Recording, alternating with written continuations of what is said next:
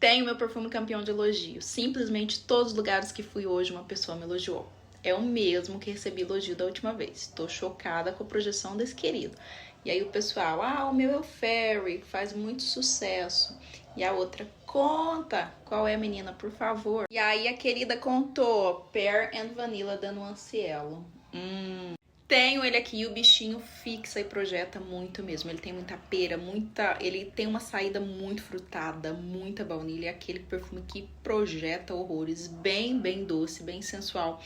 E ele se parece muito com o perfume La Belle de Jean Paul Gaultier. É só entrar no site da Nuancielo e pedir o seu.